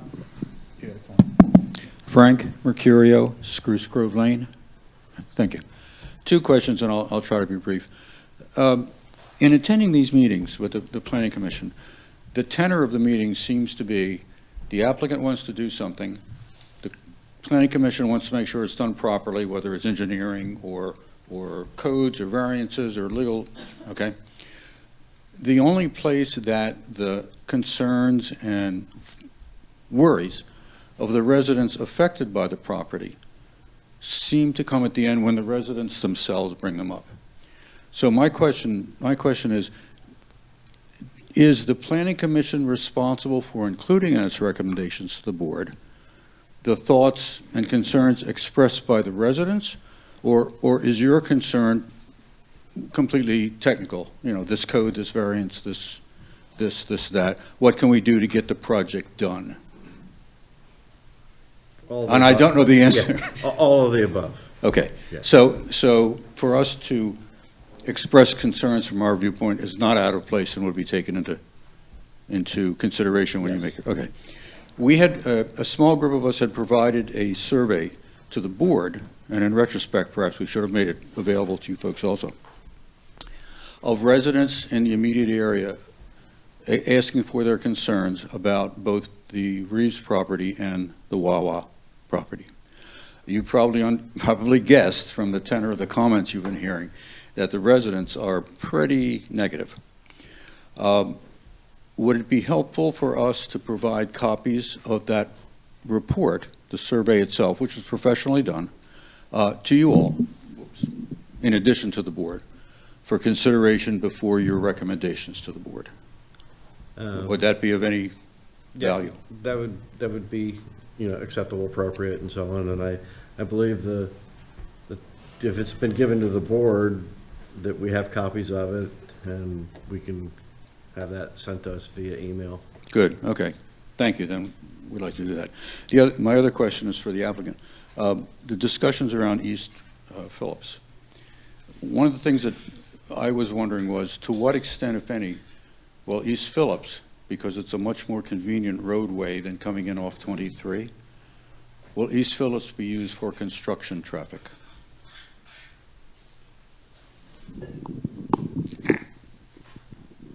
Right now, there's not a prohibition on that. It's one of those things that, as we're working together, could be considered. And I would like to make sure that you understand and the residents understand, this is a subdivision application. Under the municipality's planning code, the only reason that a subdivision application can be turned down is for its failure to comply with an objective provision, a specific provision of the subdivision and land development ordinance. It cannot be turned down because it's not liked, or there are fears with respect to it, or concerns with respect to it. It has to deal with what we've been talking about, which is compliance with the specific requirements of the ordinance. I hate to agree with Mr. Snyder about anything, but the truth is that if everybody in the township hates this project and they sign their hatred in letters, it's not legally relevant and the judge wouldn't hear it. No, I understand that. It's just a point of knowledge for us. So if I lived on East Phillip, it would be helpful for me to know that for, I think Mr. Polig had said in a previous meeting, 5 to 6 years of construction, that I'm going to be I could be dealing with construction traffic up and down East Phillip. And it sounds like that's a possibility. Thank you. Ellen Jansen, 15 Galway Lane. So I have some comments and questions, but this is 51 houses on a peninsula surrounded by water on 3 sides. That's a protected reservoir. And I'm still unclear about the environmental impact studies that have they been done, if they were 2009. And the world is totally different now than it was in 2009. The world, the environment, the township, traffic, everything. It's much different than it was then. So the environmental impact needs to be considered, the runoff, the impermeable surfaces, the herbicides, pesticides, fertilizers, salt, asphalt substance runoff. And I also have a question about the flood study that was done by the Chester Valley engineers. My understanding is that they're contracted by the applicant, and if that's so, how do we know it's an unbiased study? Well, the township engineer reviews the work.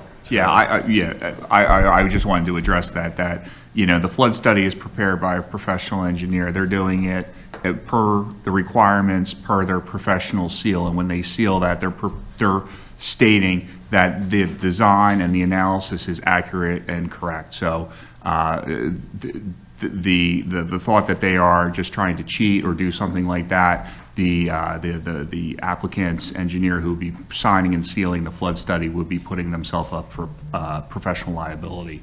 Engineers are tasked with the health, safety, and welfare of individuals and things like that. So I do not think that there would be a falsehood put in purposefully by the applicant's engineer on something like that. And then also I have a question about the sewer. What is the sewer plan? Is it public sewer? Yes, it's public sewer. Okay. And then, you know, going back, I know that we're saying we have to go back to 2009 and all that, but back to the world has changed. And when the Supreme Court can reject something that's been in place since 1969 or 1971, how come we have to, as a township, be beholden to things from 2000s, early 2000s? The most recent being 2009.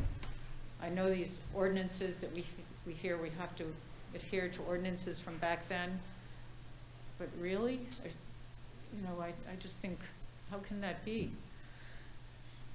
So, anyway, that's Quick response to that is, things that, sorry.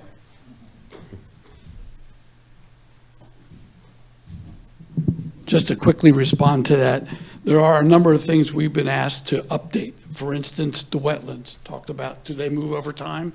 Yes, so there's a new wetland study. We're retesting in terms of stormwater management, in terms of percolation rates to make sure they're the same as they were previously. And there's some new regulations that came into play. Previously, we had a 75-foot buffer from the reservoir. That law has changed, so now it's a 150-foot buffer. So there are kind of some of the kind of changes that happened to the plan. So they are taken into account. And kind of, if you kind of put this in perspective, we were moving forward with this plan in 2009, and we were asked by this township to put it on hold, to take a look at some other potential plans that were open space plans. We spent hundreds and hundreds of thousands of dollars chasing that down, working with the township, committees, years and years. It was finally turned down by the township. We're just trying to go back to where we were in 2009 and move forward. I feel that we were moving forward in 2009, and we were asked to put things on hold. I'm happy to do that, to consider what the township wanted to look at in terms of different types of planning. Now I'm just trying to get back and get going again. If you consider the sellers of the ground, you know, they were trying to sell this ground in 2009. They've been very patient while we try to move this process along. So there's another side of the coin. Just want you to know that. Consider everybody's been patient, and the sellers could have sold it to the township in 2009. But that gets better. But it wasn't the price that you were willing to pay for, is my understanding. Correct. So that's the sellers, and it's their ground. But it's still a peninsula surrounded on water by three sides. Yeah. So Try to keep 3 minutes? keep the 3 minutes, Yep. but, you know, so how much more do you? I'm done. Oh, okay. Mike Haig, 14 Dorchester Way. Question for the engineer, first of all. You referenced a 14-inch pipe going under the ground, the dirt road on Sedgley Lane?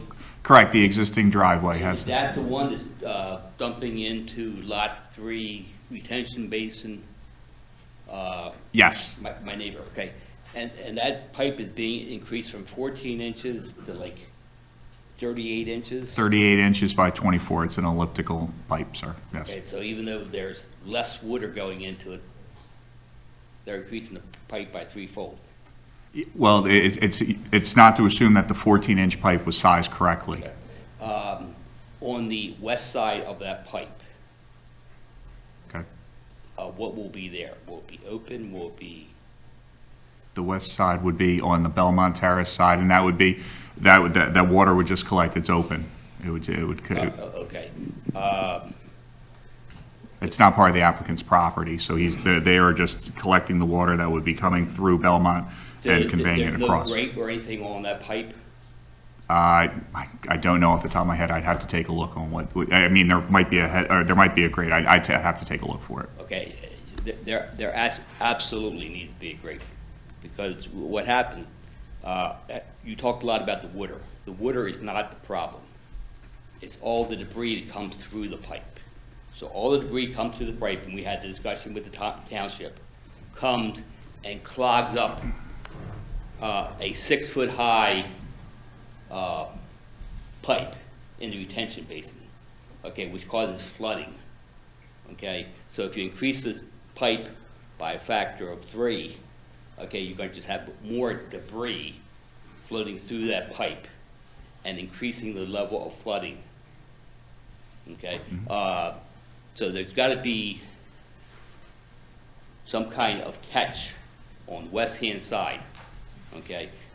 Because there's an ordinance in the township, and we had this discussion with the township about, I don't know the exact ordinance number. It's about debris and not having your debris flow from your property to someone else's property. Okay, and when I went through there, they said that only applied to new developments, so it obviously applies here. Okay, so I would really ask that you look at it from the standpoint not only of the water flow, but of the debris, because there's lots of trees, etc. Certainly, I'll take a look at that for you. Okay, and I got to publicly thank Todd. He did some cleanup to help us out there. Okay, now the buffer, the tree buffer, again on Sedgley Lane, is that going to be, what side is that going to be, on both sides? Are there going to be new plantings on the Dorchester Way side? Yeah, I believe there's landscaping on both sides of the road, street trees, yes. Okay, which is a good thing. But again, what is the plan to keep the debris from those plantings from floating down and clogging up the existing grate? Okay, you know I'm talking about, Todd. What I would respectfully ask, if they could have some kind of on the well, a grate on the west side, and on the east side, some kind of, remember we talked about a fence, some kind of catch basin for the debris that does flow through. You know, one of those 1 foot, 2 foot high fences we talked about. Oh, that was temporary. We were trying to help out when it was. Right. We cleaned out a lot of that debris, but.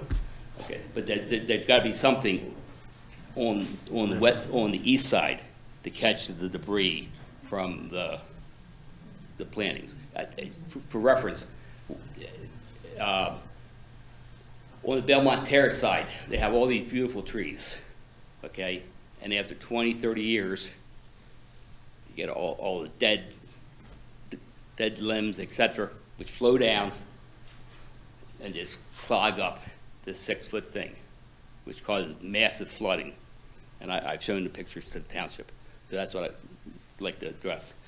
The sidewalk, which side are you talking about the sidewalk on? West side. Pardon me? West side. The west side. Okay, and one final question. The subject of a traffic light on 23, either at Sedgley Lane or Dorchester. This has been brought up prior, and the amount of traffic doesn't merit a signal being added. The township traffic engineer has looked at that, as well as the traffic impact analysis as completed by the applicant's traffic engineer, supports that too. So there won't be a traffic light installed at the intersection of 23 and Sedgley Lane. Yeah, PennDOT will not support it. It doesn't meet the requirements. It doesn't merit It's a it. PennDOT decision. Correct. Thank you. Certainly.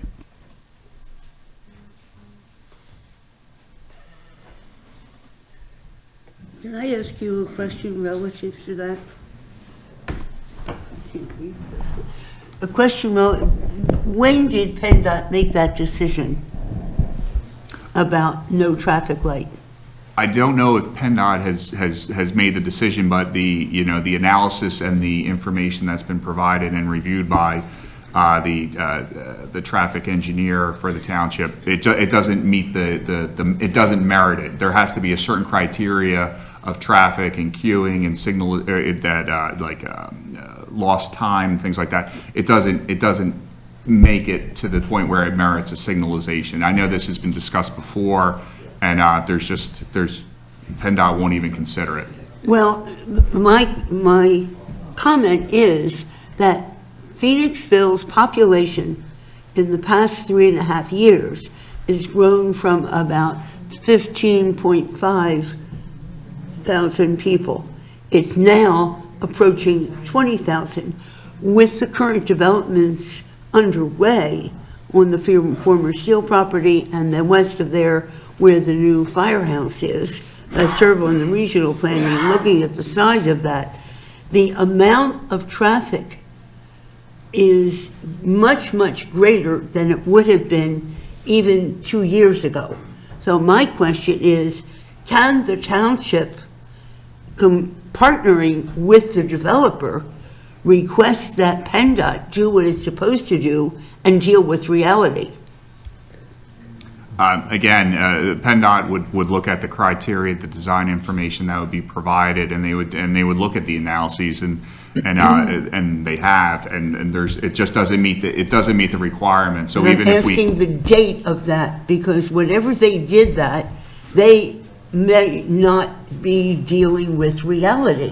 well, the traffic reports do projections of the area and build out and things like that. So, again, it has been looked over already, and, well, I think Can you question them as their engineer about the dateline of the latest study done and the reality of knowing literally what's going to be in and on the ground?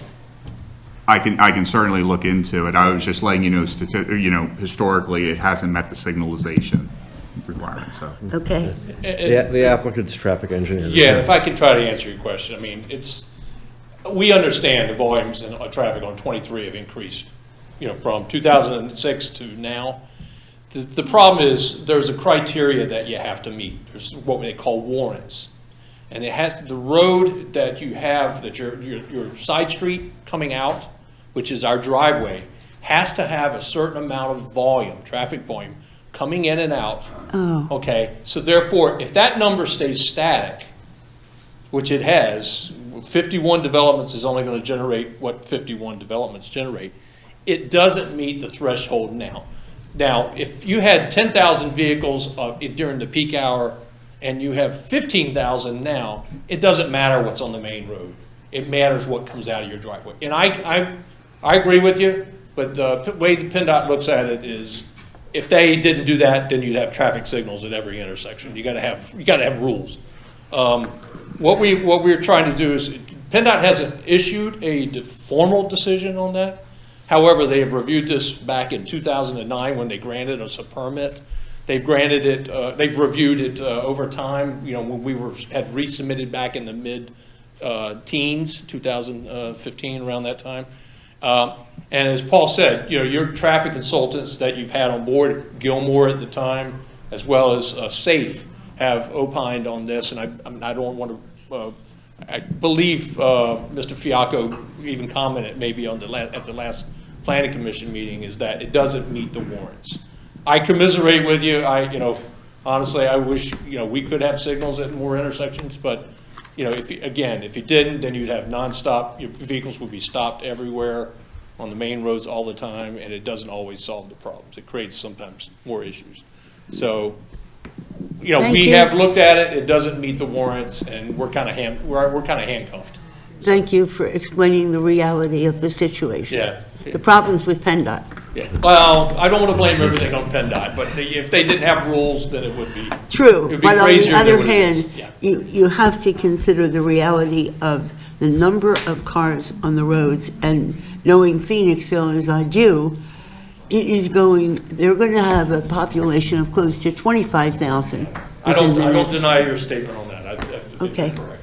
I guess for smart people, the question is not the volume of traffic going in and out. Okay, I recognize 51 houses, 20 houses. The question is a safety thing, because between those two roads, you only have 200 feet. Okay, And in that 200 feet, you're gonna have people coming out from Sedgley, making right-hand turns, okay, going straight. You're gonna have people on 23 cutting over to make a right-hand turn on Dorchester. Okay, so you're gonna have like 6 or 7 different motions. Okay, so this, to me, this is not a traffic volume thing. This is 6 or 7, I don't know what the physics of it are, 6 or 7 motion in 200 feet with cars going, what's 45 miles an hour? If they're lucky. If they're lucky. So if there's any way we can look at this, aside from volume, but just the 200-foot multiple motion things, this is a safety thing. This is not a volume thing. Right. Okay, for the smart engineers. I like the fact that you brought that up.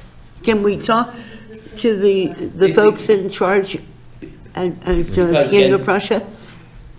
Again, reality is it's a one-lane street now, okay? And I come down and I cut over, okay, to get into my intersection in that 200 feet. So I'm going to be cutting over to get into Dorchester.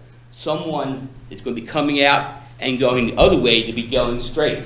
Okay, in that 200 feet, there will be a serious accident or accidents. So I don't know how that works out to all the traffic studies. Hi, Sue Arenshield, Valley Park Road. This was all discussed at the last meeting. If you watch the video from the last meeting, they had the whole traffic thing presented then. So, no, it was very informative.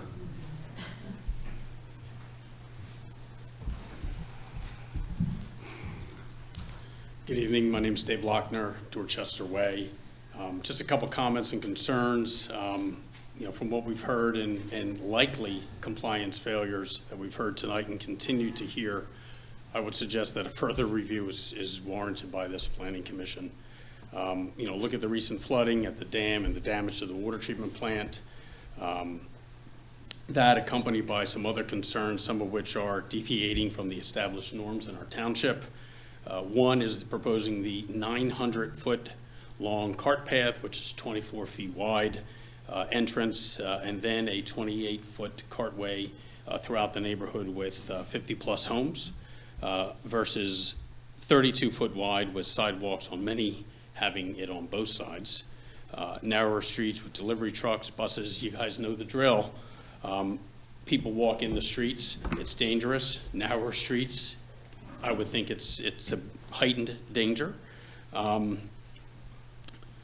I don't think it's a safe idea for a community. You were concerned, or someone said having fewer sidewalks because of the salt. I think people use sand and other alternatives, so I don't think a few people throwing salt should determine the safety of the entire community with not having sidewalks on both sides. Hearing the extensive list and the concerns from Aqua is troubling and hopefully gets addressed.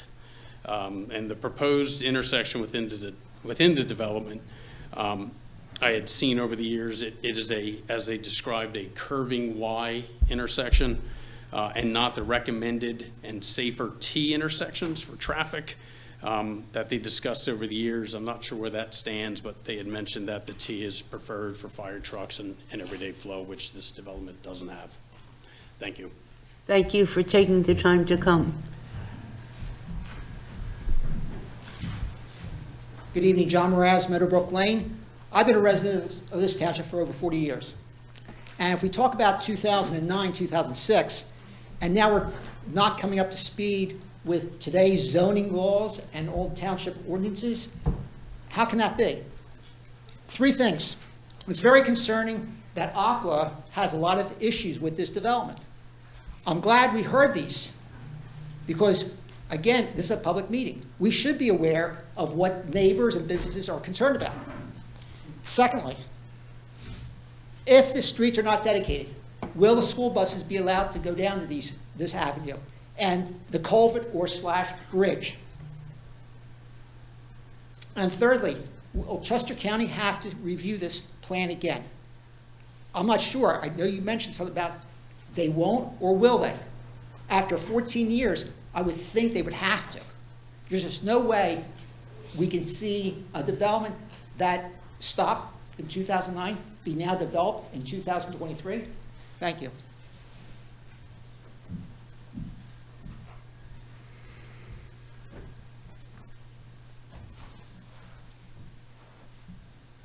Karen Hilliard, 920 Valley Forge Road. So with the storm grate with the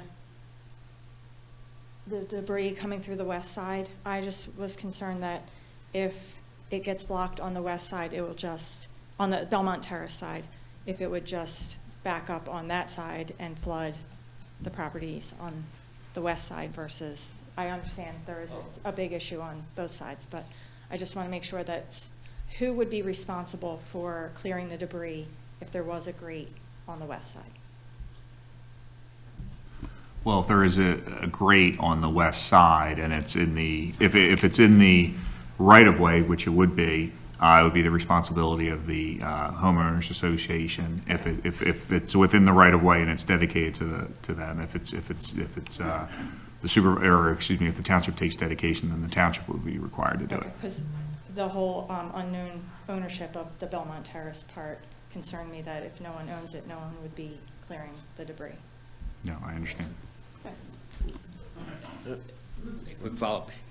I'm not proposing taking the flooding in my side and pushing it to her side, okay? There's got to be a plan so no one floods, okay? And with the grate, yes, I would assume written in there has to be the HOA is responsible for maintenance of all the trees, the debris, cleaning that out. And I assume that's in the right-of-way. Just for clarification, the HOA wouldn't be responsible for any tree clearing of Belmont Terrace. That's not their property. Belmont Terrace. They can clear the debris. They can't do anything on the property that's not theirs. Talk about clearing the debris so it doesn't impact either I or her. Understood.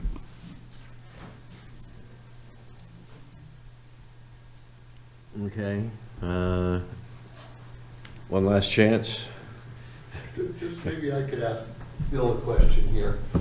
Bill, how we've heard about this land that there's an ownership dispute or ownership confusion about. Is that a big issue for us? Is that? You mean the Macala piece, or what are you talking about, ownership?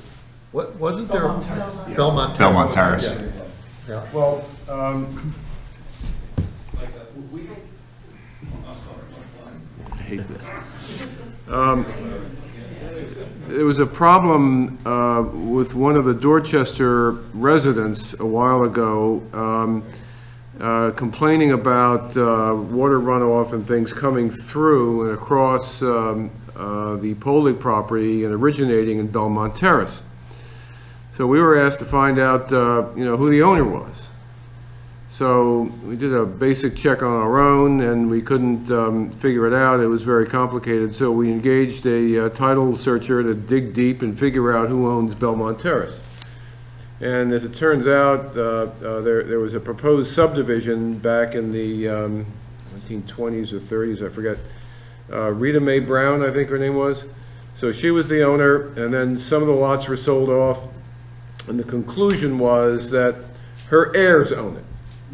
And that could be any number of people anywhere. So the only way to solve that is for somebody who has an interest to go into court and say, this is the mess we have here. We need to cut off the ownership rights of people that we can't find and do whatever. The court has the power to reset that. But somebody did file a notice of adverse possession on a portion of that property. And they didn't file a lawsuit to clear it, but they put it in the record. Russo, I think the name is. So Russo says they own part of it, it's not on the property, but we'd like to know, what's going to happen with Belmont Terrace. That's all. And I've raised that issue, and I'm sure Mr. Snyder. I don't know what the implications to us are. Are there any with this development? Hard to say. I mean, I don't know.